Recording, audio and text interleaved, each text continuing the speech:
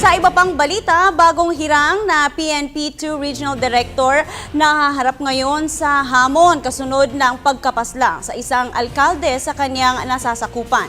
Yan naman ang ihahatid na balita sa atin ni Peng Alinio ng Radyo ng Bayan Davao. Peng, maayong hapon. Maayong hapon, Princess. Sa unang araw pa lamang ni Police Chief Superintendent Wendy Rosario bilang Regional Director ng Police Regional Office 11, kung saan ipinasa na sa kanya ni Chief PNP Director General Alan Purisima ang responsibilidad Miyerkules ng umaga mula kay Police Chief Superintendent Wency Pascual na nagretiro na rin sa serbisyo, ay agad ito inatasan ng kanyang sinasakupan sa Compostela Valley Province Police Office o CVPPO na gawin ang lahat ng paraan at tugisin upang mahuli ang mga pumaslang kay Laak Mayor Reynaldo Navarro. Si Navarro na last term na ngayon bilang alkalde ay kasalukuyang National Executive Vice President for Operations sa League of the Municipalities of the Philippines o LMP.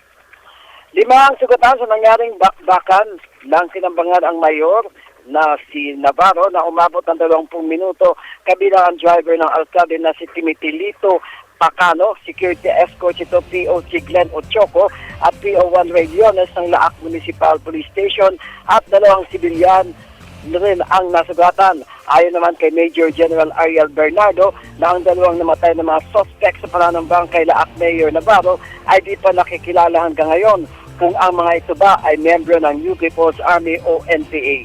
Hanggang ngayon ay patuloy pa ang pagtugis sa responsable sa pananambang kay Navarro at ang investigasyon ng PNP sa nangyari. Para sa Telebisyon ng Bayan, Peng Alinio, Radyo ng Bayan, Davao.